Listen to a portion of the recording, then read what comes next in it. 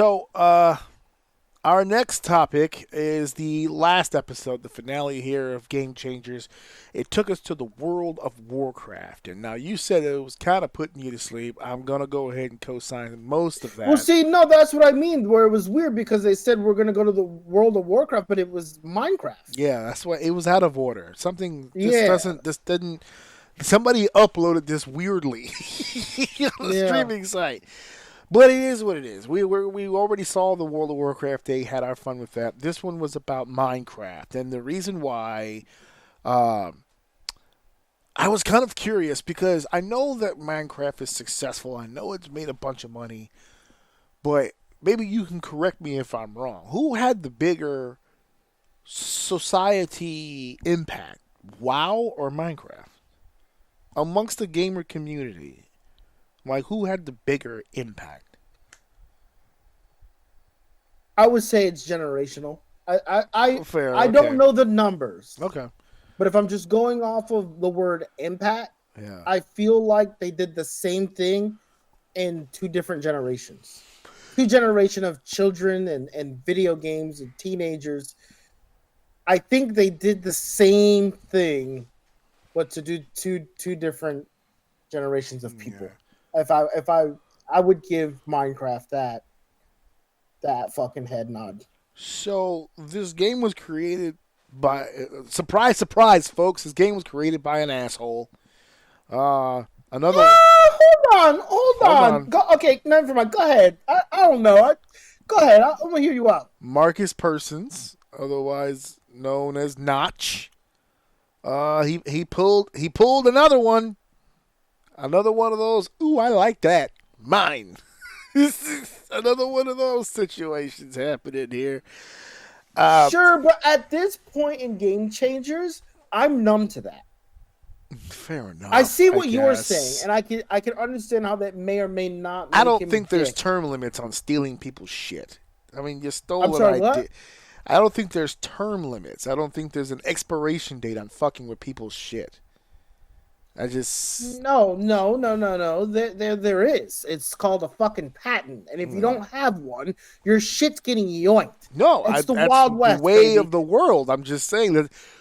I'm just saying. I'm not saying that this guy did anything illegal. What I'm saying is that he did anything wrong. Well, okay. I mean, that's fine. And I think the person who invented the other game feels differently. And that's my point. At this point. I'm just saying. His own partner actually thinks he did something wrong. I'm fucking numb. That guy was a pussy. He didn't go early, and he needed to get the fuck out of the way. He didn't have what it took to make it in the business world. Fucking nuts. You know what? What's his name again? Notch is a fucking visionary. He sat there. The other partner is Ralph Youngson. Yeah, Notch said, look at this. Look at here, you little bitch.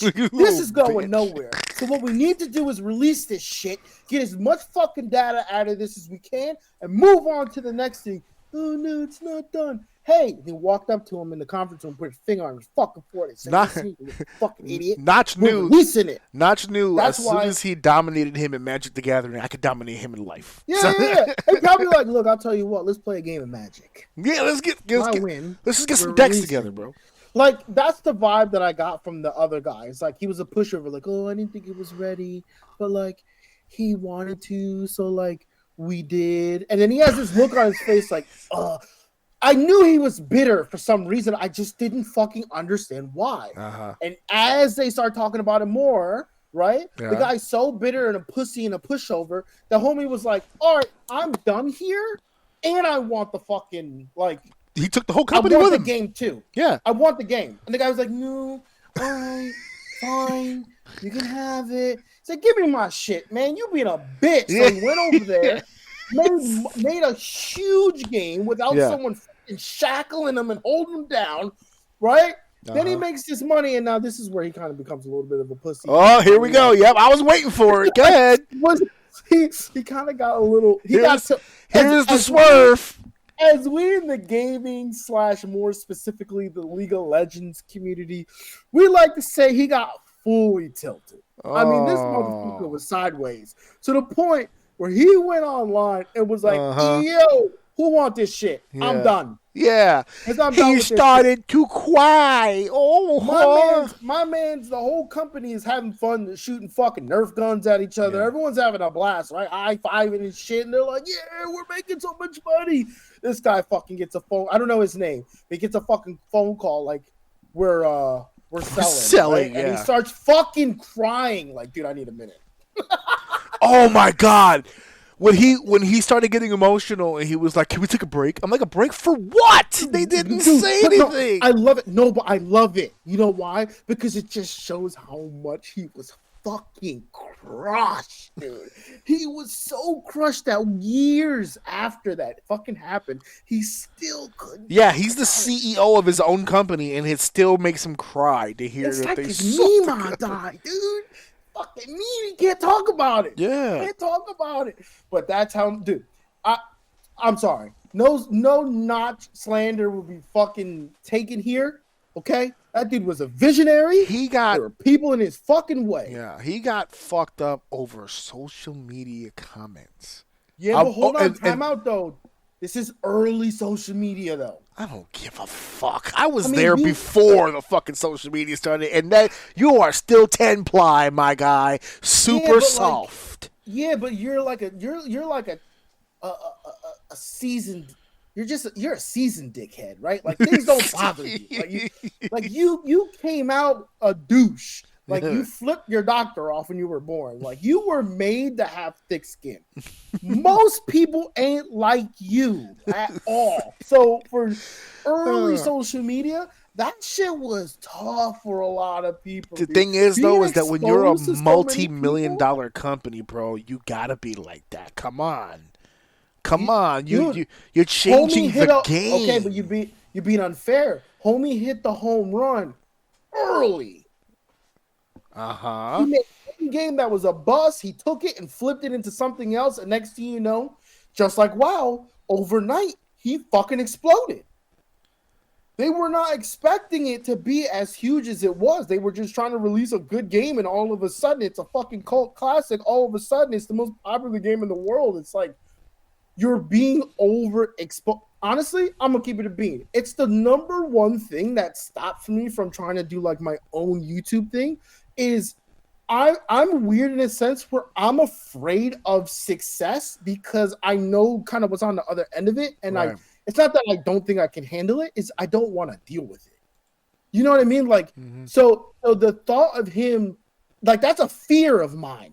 Right. Like I just start posting shit and next thing you know, within like 3-4 months, 6 months, I have 1 million followers and there's like people expecting me to post and then there's people countering my thoughts and it's just like, not that I don't think it would break me. I have thick skin, but I'm more like,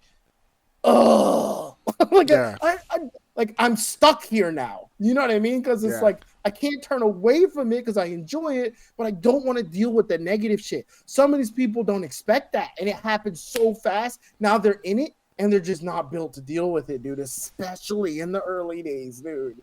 Especially in the early days. But he had a gummy bean wall, so he was fine. I was gonna say, yeah, he's got like the $70 million home. He bought a home away from Jay-Z and Beyonce, and he's gonna let He got $1 billion off the sale, didn't he? 2.5. 2.5 billion. He's got a jelly bean wall. Yeah, he's good.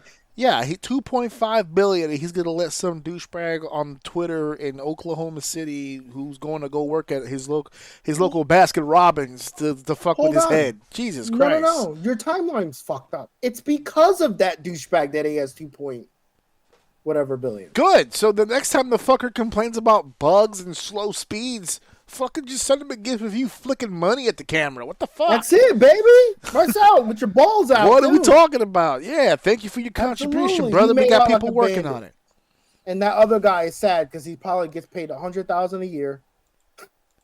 That guy, first of all, the guy who was sad took a job that wasn't even in his field. He applied for the job that was in his field. Not him, the first guy, the one that got bullied. Oh, gee, they all got bullied. I let him have it. Well, they're pussies, pushovers. What do you want him to do?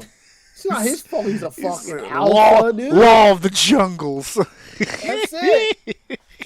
especially like I said, especially in those times, if you have a type A alpha personality and you know what the fuck you're doing back in that day, you ate. Yeah, you ate. You were Scar with a bunch of hyenas. That was the reason why a lot of these laws got made in the first place, to protect the weak. Oh, because there's so many weak, dude. Yeah, they just wanted to play video games, eat Hot Pockets, and fucking jerk off to porn and make video games, dude. That's all they want, and they just needed an overlord to like navigate that for them. And that's all here came Notch. And here comes Minecraft. Yeah. And here comes World of Warcraft. And here comes Halo. And here, like, all of those big time fucking games, World of War, like all those big time games that people revere from back in the day, all pretty much was you had 1 to 4 guys who were like the overlords, and then everyone else just fucking sleeping in front of their computer, grinding, living their best fucking 16 through 28s. Damn. So I wrote a couple of bullet points here. I missed out. This is the first time I've heard the phrase a sandbox game. Now, he explained it, and I understood the explanation, but it was just my first time hearing that. A sandbox game. I was like, oh, all right.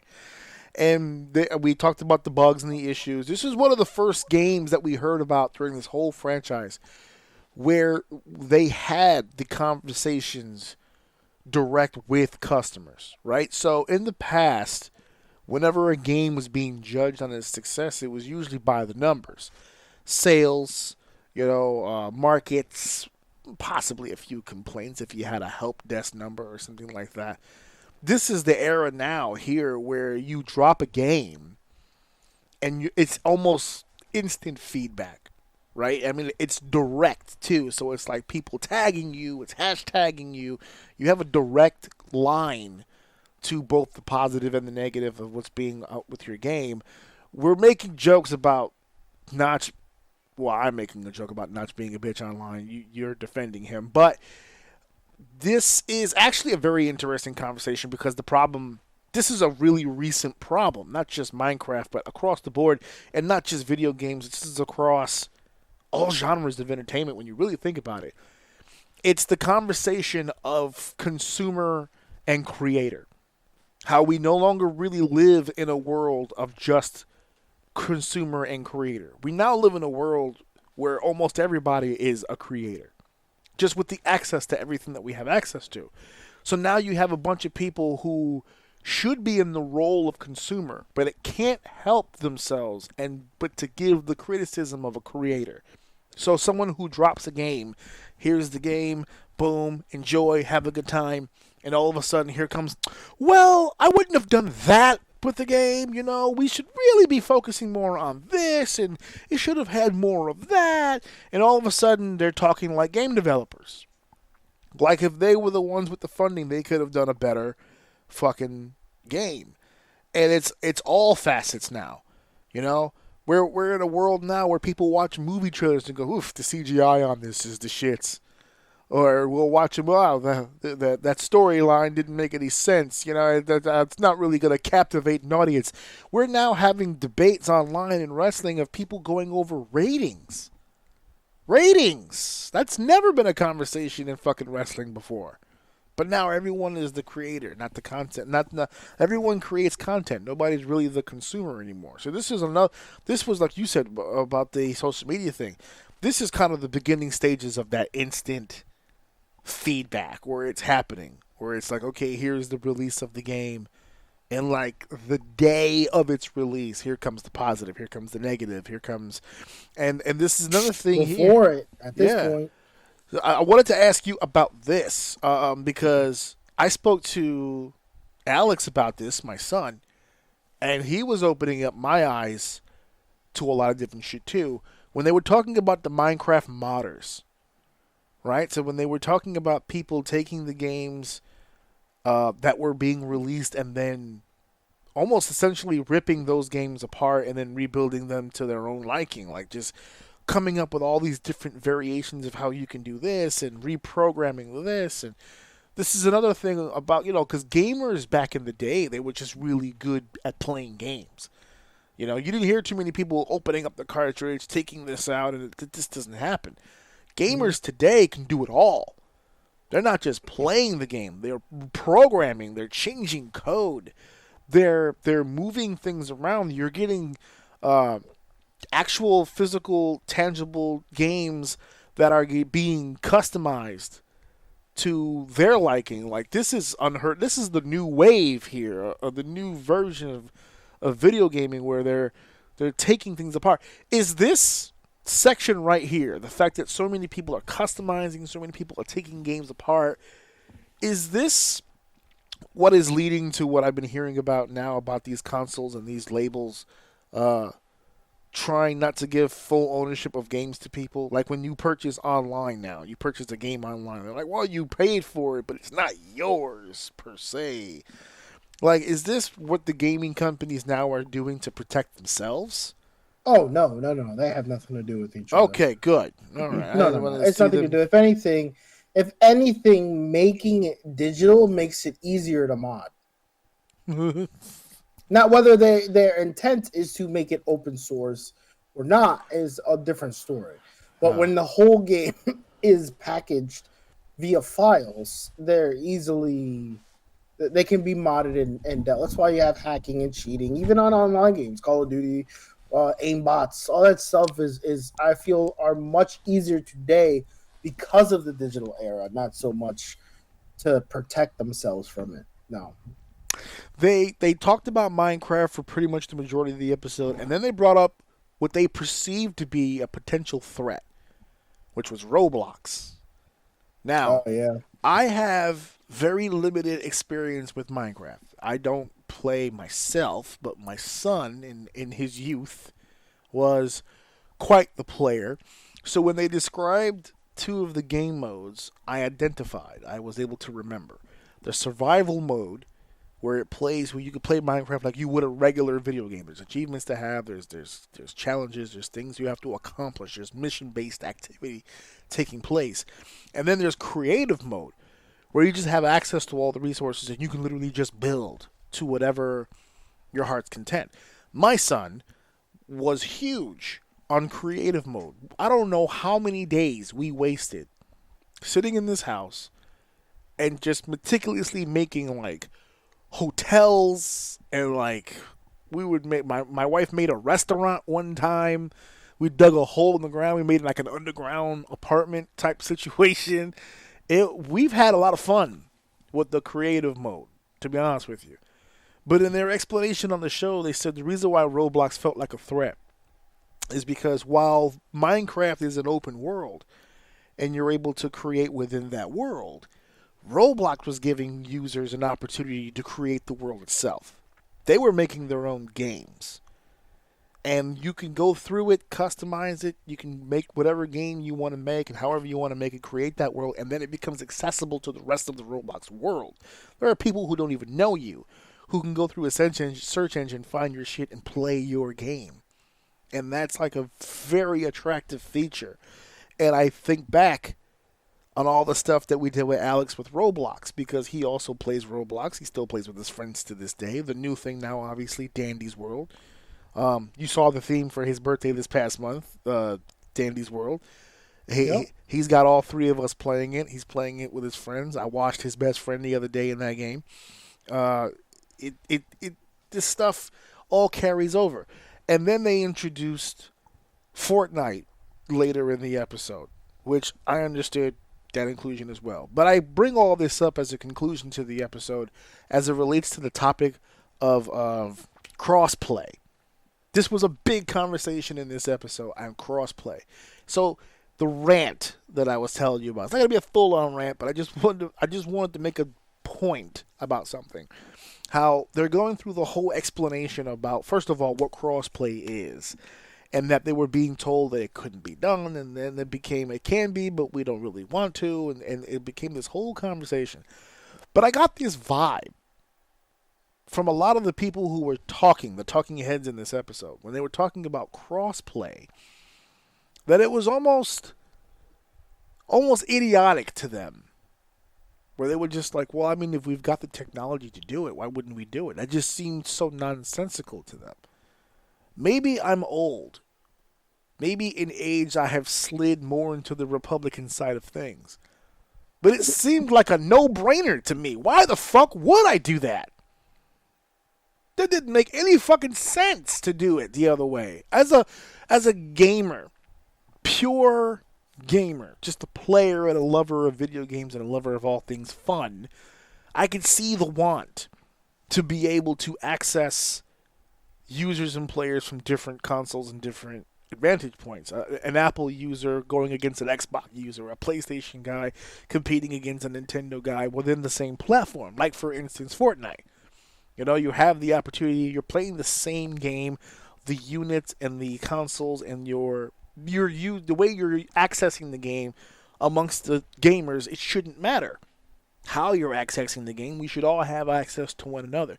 But when they were explaining how the companies were reacting to the ideology of crossplay, I was like, yes, obviously that makes sense. Why the fuck would I want to do that? Am I wrong? Am I an idiot for this? I'm just like, that made perfect sense to me. I don't want to split possible funds with possible competitors. That doesn't make any sense to me.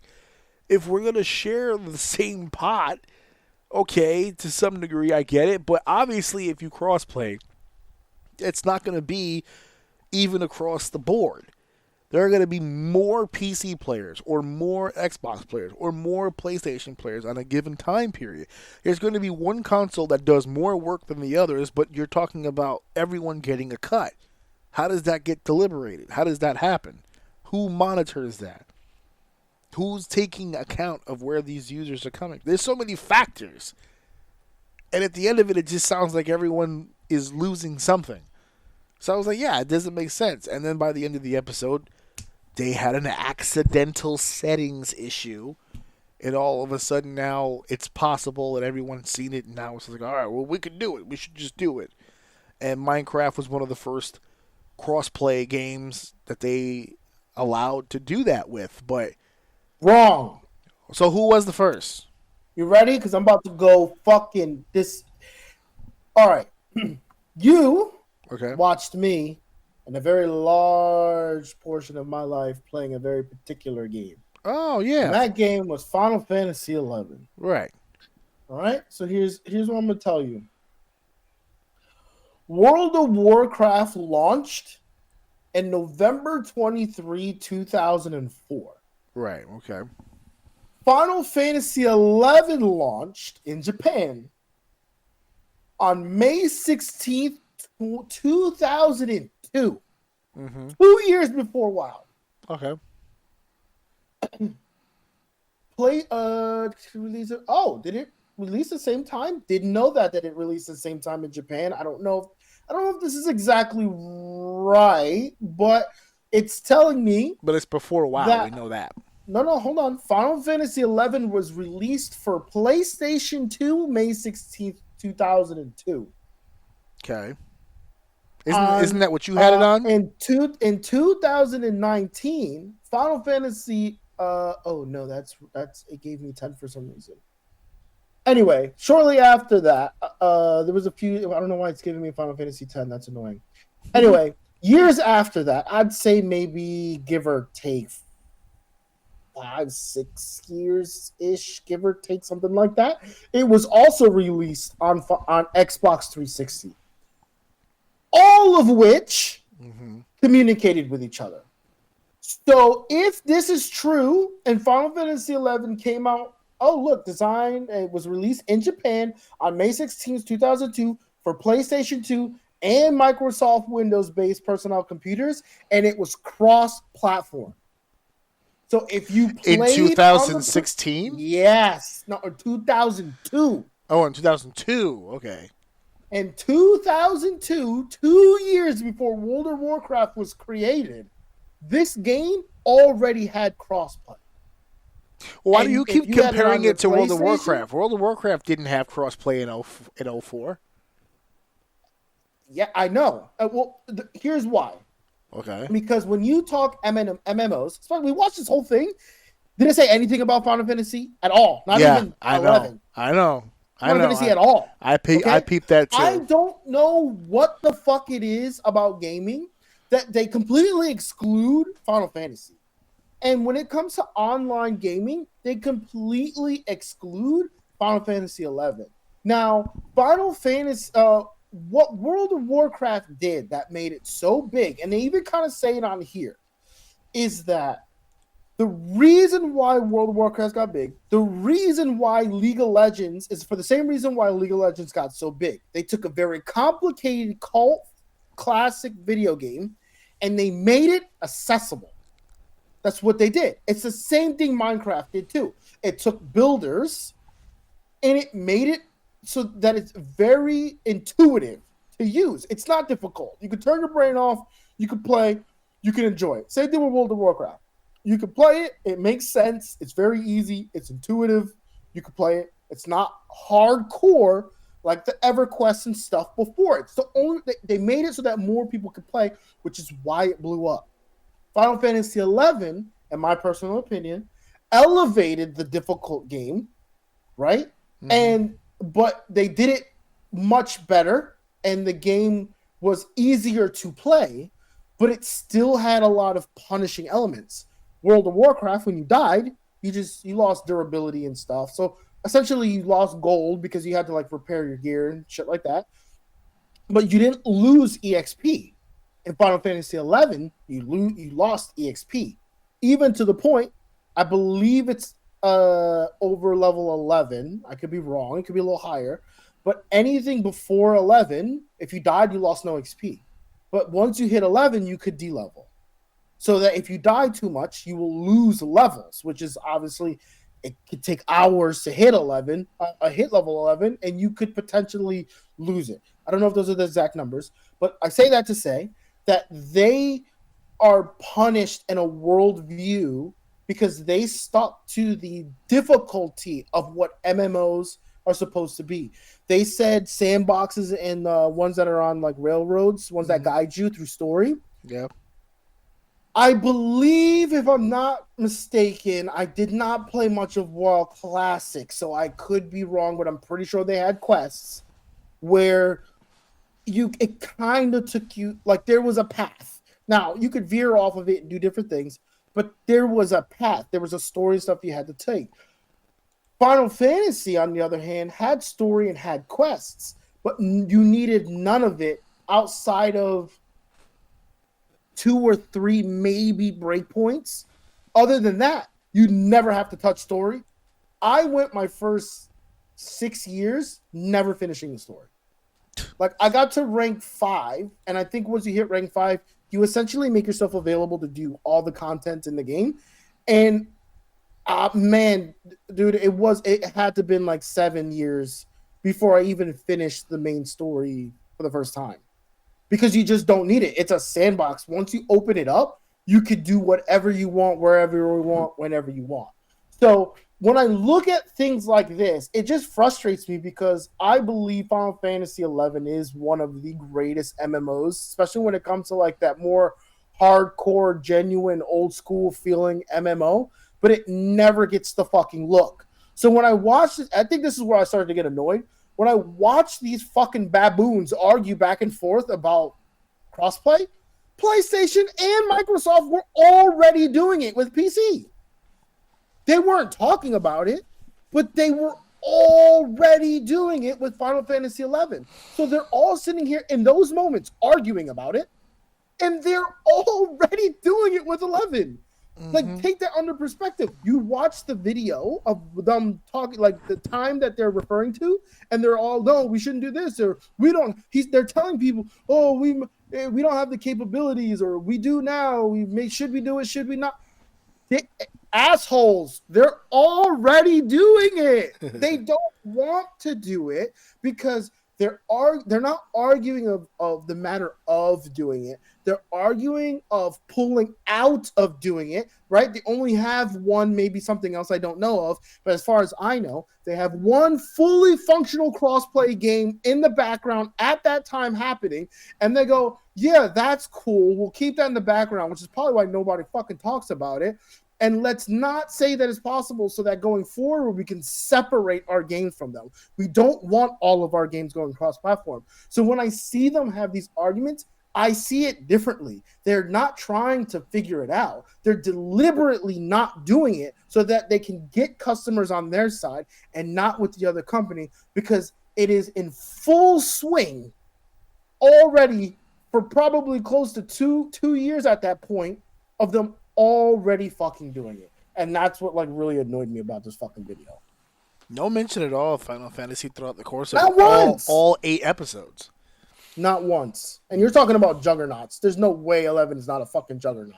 It wasn't it just recently not 11, nominated, but like just Final Fantasy in itself. It was nominated this year for Game of the Year. Which one?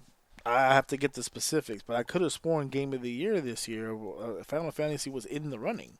Yeah, it's probably one of the fucking stupid new ones that they're pushing agendas for. But it's still part of the franchise. Yes and no. It's not the fucking same. Like, those awards are fucking stupid. They're all to sell stuff. That's all it is. It's all it is. It's like, remember back in the day when you would like go into a game. Remember back in the day when you would go into a GameStop and you would see a PlayStation 1 game that said greatest hits on the side or some shit? Yeah. Or like number one most like I always looked at that like that's bullshit. I don't know that to be true. I've seen it nowhere. Yet you're telling me this is a great. I'm gonna play it because it looks fun, but I'm not buying it because it's a greatest hit. I feel like that's what it is now with these awards and shit. It's just like, play this. Oh, this is the number one game. It's the best selling video game, and then it's like their sales skyrocket because people want to play it now. So yeah, it's all bullshit. Well, what a proper way to end our Game Changers run with a rant on how full of shit everybody was in the final episode. Calling them out. I hate seeing it. Every single time I fucking hate seeing it. There you go. Oh, World of Warcraft. Dude, it made it easy for people to play.